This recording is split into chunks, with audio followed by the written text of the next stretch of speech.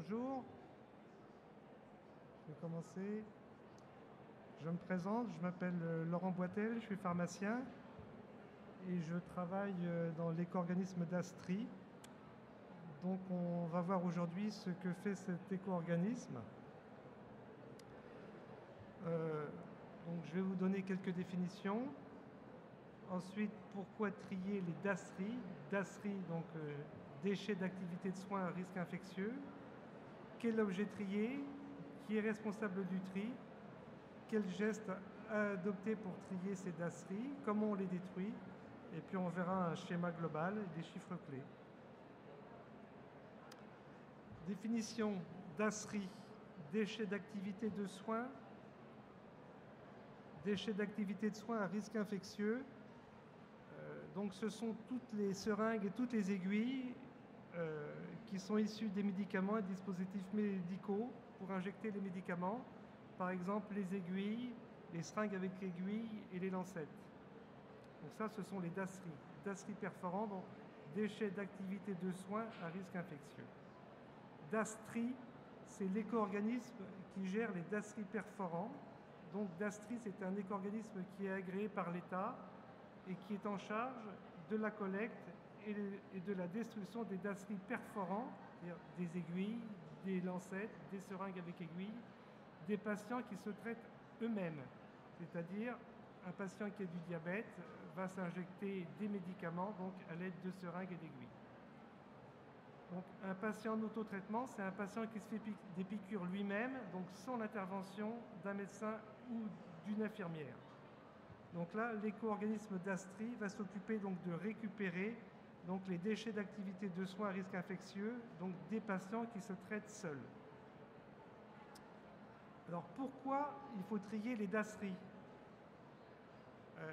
Pour une première raison, pour éviter que les agents qui collectent les ordures se piquent avec un DASRI perforant qui se trouverait dans une poubelle. Donc comme DASRI perforant, on a surtout les aiguilles des stylos à insuline et les aiguilles des seringues. Alors, donc il faut bien sécuriser la collecte des déchets ménagers. Donc, soit les déchets ménagers sont mis dans des petits conteneurs qui sont récupérés. Donc là, il n'y a pas de... C'est ce qu'on voit dans la diapositive de gauche. Il n'y a pas de manipulation manuelle des sacs de déchets. Donc, a priori, les éboueurs ne se piquent pas. Mais on voit dans la diapo de droite une collecte manuelle où les sacs sont pris à la main. Et là, il y a un risque de se piquer. Ensuite, dans le tri des déchets, donc on a vu la collecte des déchets, dans le tri des déchets, donc c'est tout ce qui est le contenu des poubelles à couvercle jaune. Alors, tout le contenu de ces déchets arrive sur un tapis de tri, où là, il y a des personnes qui vont trier à la main les papiers, les plastiques, les métaux, et qui vont mettre ça dans des grandes bennes qu'ils ont à côté. C'est-à-dire que tous les déchets, là, sont manipulés à la main. Donc, le risque qui existe, c'est que sur ces tapis de tri se retrouvent des seringues et des aiguilles. Là, ce qu'on voit, c'est des photos que nous a envoyées un centre de tri dans les Pyrénées. Ça s'est passé au mois d'août. Donc, on voit que sur ce tapis de tri se sont retrouvées des seringues et des aiguilles. Et on sait qu'au mois d'août, dans ce centre de tri, il y a 4 personnes qui se sont piquées avec une seringue.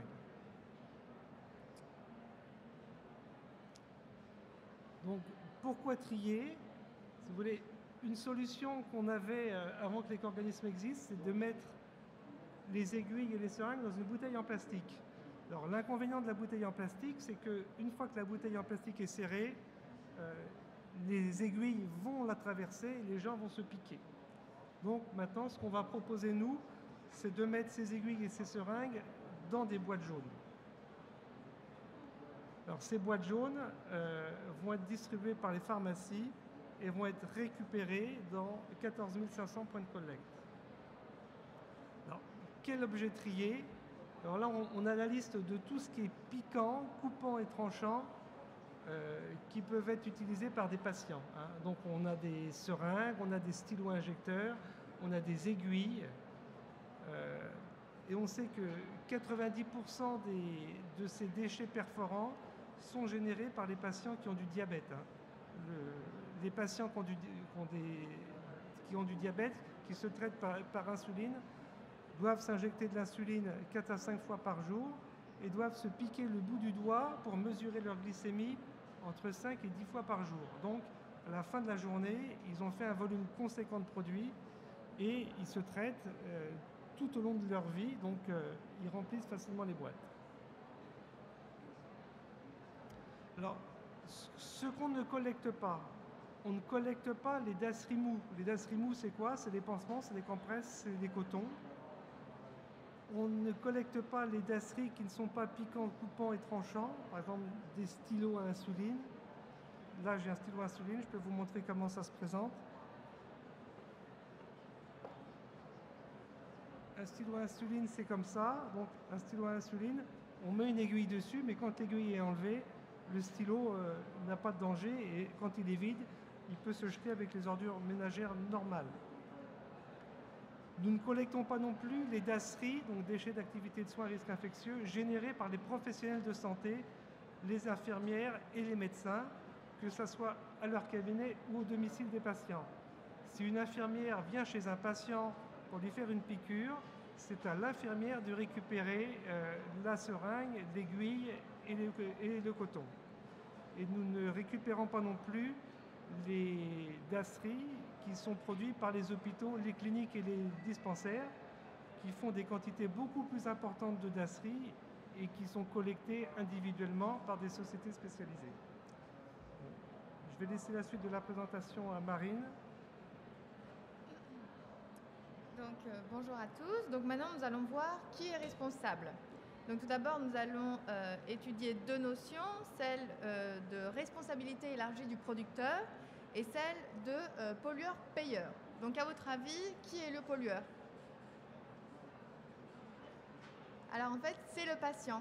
Donc c'est celui qui utilise un produit et qui va le transformer en déchet, qui est responsable de son élimination. Donc par exemple, quand vous achetez un frigo, vous allez le payer 349 €, dont 13 € d'éco-participation. Ça veut dire que vous payez déjà pour son élimination. Alors avec Dastri, c'est différent. On ne vous demande pas de payer, mais on demande aux patients concernés de nous aider et d'adopter les bons gestes de tri en utilisant les boîtes à aiguilles jaunes à couvercle vert et en rapportant leur boîte à aiguilles dans le point de collecte le plus proche. Donc, les producteurs sont également responsables. On parle de responsabilité élargie du producteur. Donc, en effet, ils doivent organiser et financer la fin de vie des produits qu'ils mettent sur le marché.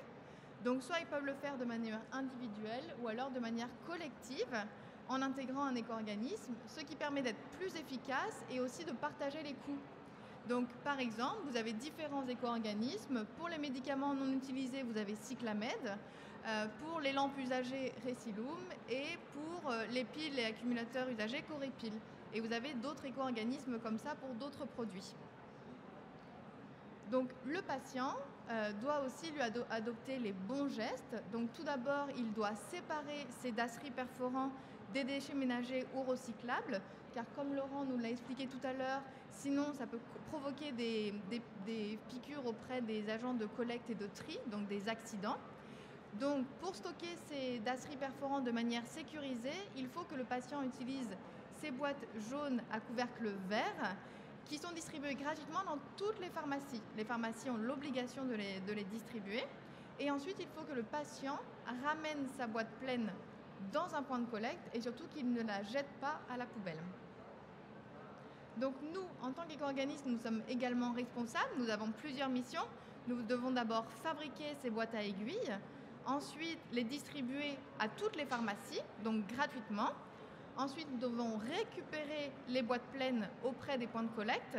Donc pour ce faire, nous avons un réseau d'opérateurs de collecte dans différentes régions, ce qui permet de collecter ces boîtes pleines de manière sécurisée. Et ensuite, Laurent vous expliquera le circuit des boîtes pleines, où est-ce qu'elles sont conduites. Et nous devons également informer et communiquer sur le dispositif et les modalités de fonctionnement, C'est pour ça que nous sommes ici aujourd'hui pour vous présenter Dastri, pourquoi il faut trier ces Dastri et quels sont les bons gestes à adopter. Donc justement, concernant les bons gestes à adopter, il faut premièrement aller chercher sa boîte dans sa pharmacie. Donc comme je vous l'ai expliqué tout à l'heure, toutes les pharmacies remettent gratuitement des boîtes à aiguilles jaunes à couvercle vert auprès des patients concernés. Donc il faut utiliser ces boîtes jaunes. Donc elles sont facilement identifiables. Vous verrez, il y a le logo de Dastri dessus. Nous avons deux modèles, 1 litre, 2 litres, pour s'adapter aux besoins du patient. Et elles sont conformes à la réglementation. Et aussi, il y a deux fermetures. Une fermeture provisoire et une fermeture définitive.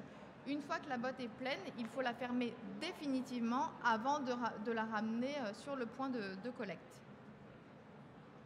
Donc, comme je vous l'ai expliqué, donc, le pharmacien remet gratuitement au patient, sur présentation d'une ordonnance, une boîte jaune à couvercle vert. Et le patient, au quotidien, utilise cette boîte pour y déposer ses Dastri perforants.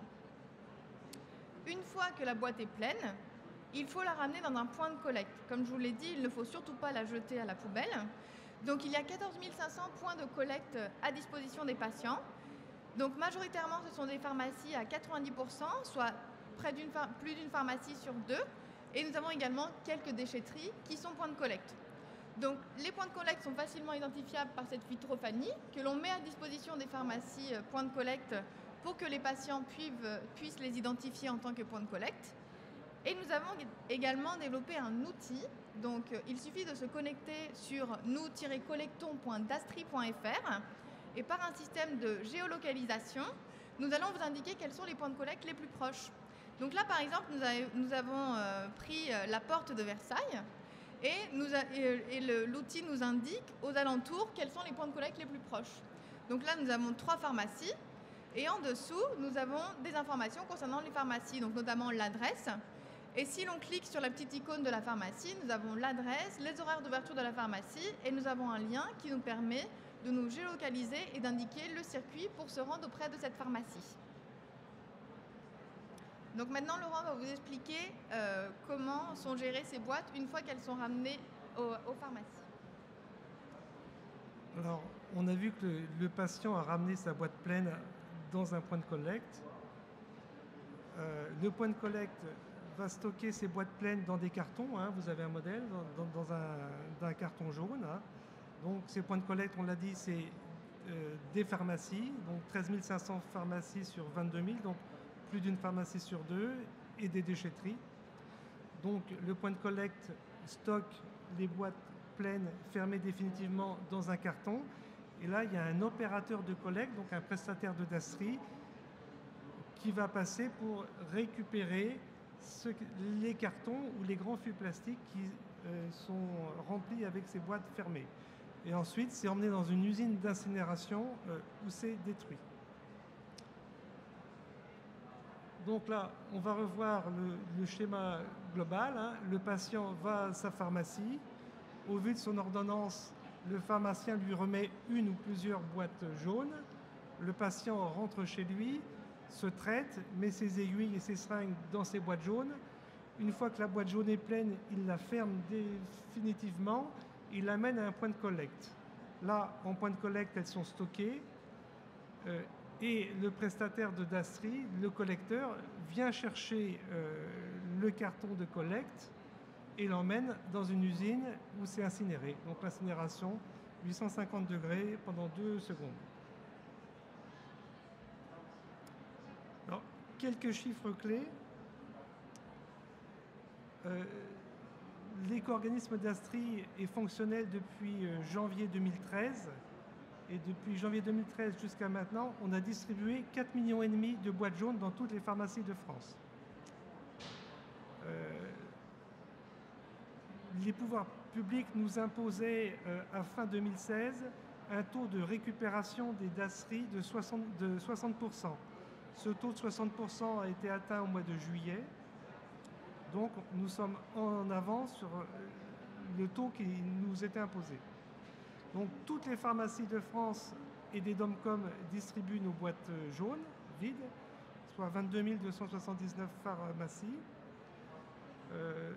Le gisement des dasseries perforants des patients qui se traitent seuls est estimé à 360 tonnes par an. Il y a en France 14 500 points de collecte. Et nous avons fait une enquête IFOP au printemps. Et d'après cette enquête IFOP, on sait qu'il y a 12% des patients qui se traitent seuls avec des produits injectables qui continuent à jeter leurs dasseries perforants avec leurs ordures. Donc, ce qui peut entraîner des blessures. Alors, ce qu'il faut retenir, quand un médecin vous prescrit des médicaments injectables et que c'est vous-même qui vous traitez avec ces médicaments injectables, le pharmacien doit vous remettre des boîtes jaunes à couvercle vert. Dans ces boîtes jaunes à couvercle vert, vous mettez les dasseries qui sont perforants, donc les seringues et les aiguilles. Une fois que c'est plein, vous le fermez et vous le ramenez à un point de collecte.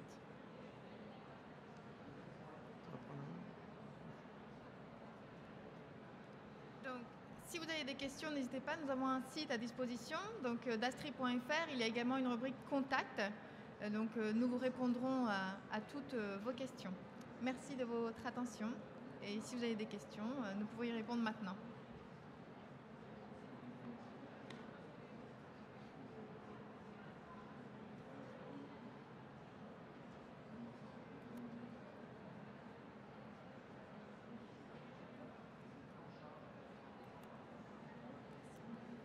Alors, j'habite à Antony et justement j'ai une boîte comme ça pleine et je cherchais désespérément une pharmacie pour reprendre la boîte. J'ai fait 4 pharmacies et aucune n'a voulu reprendre ma boîte. J'étais la déchetterie, pareil, ils ont refusé la boîte. Du coup, la boîte est toujours chez moi. Et je ne comprends pas pourquoi vous dites que c'est... Enfin, apparemment, il y en a quand même des pharmacies qui les reprennent. Mais vraiment, je suis désespérée de constater qu'en fait, c'est pas du tout au jour. C'est pour ça que je viens là pour entendre qu'est-ce qu'il faudrait faire. Donc, je trouve, maintenant, il y a les sites, il y a le lien dont je vais faire. Mais ce que je ne comprends pas, c'est quoi... En fait, c'est comme si les pharmacies se rachètent la responsabilité et de reprendre ces boîtes. Oui, alors voilà, si vous voulez, les pharmacies ont l'obligation de distribuer des boîtes vides. Par contre, de ramasser les boîtes pleines, c'est le volontariat. C'est-à-dire qu'il y a des pharmacies qui sont d'accord, qui ramassent les boîtes pleines. Alors, il y a 22 200 pharmacies en France, il y en a 13 500 qui ramassent les boîtes pleines. Effectivement, elles ne le font pas toutes, mais elles ne sont pas obligées.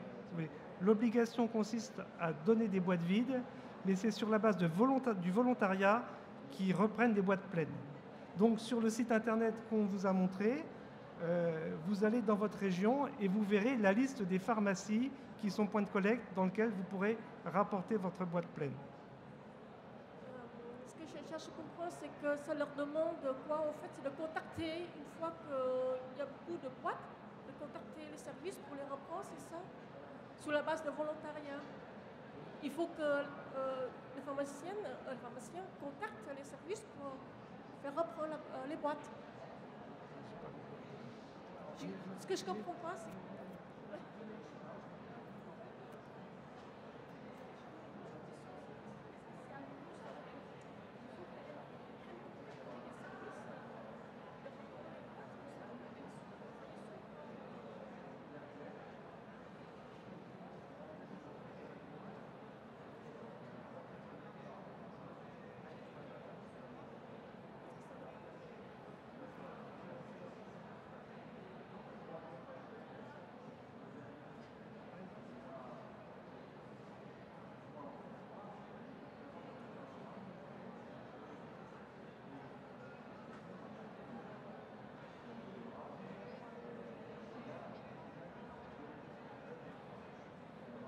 La loi impose qu'il y ait 5 000...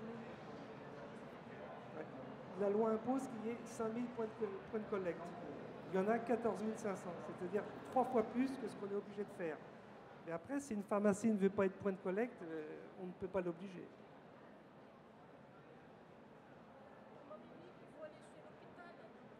Non, l'hôpital ne reprendra pas vos boîtes jaunes.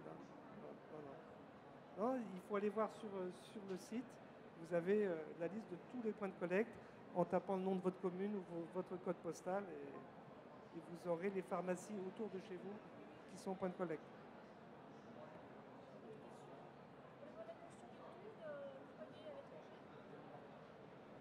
Alors, la notion d'éco-organisme est une notion franco-française. Si vous voulez, l'éco-organisme d'Astri, c'est unique au monde, ça n'existe qu'en France. Et après, c'est à chaque pays, sa législation nationale est à adapter pour effectivement offrir le même service. Mais pour l'instant, ce système-là n'existe qu'en France. Ça existe. Alors, l'éco-organisme a été agréé fin 2012 et il est fonctionnel depuis janvier 2013.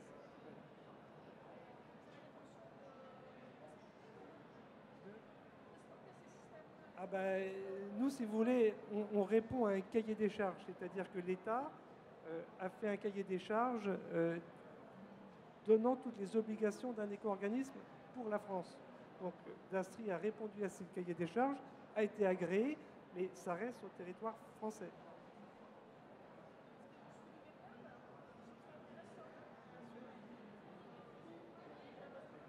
Ah ben, dans tous les pays, hein, ça serait intéressant.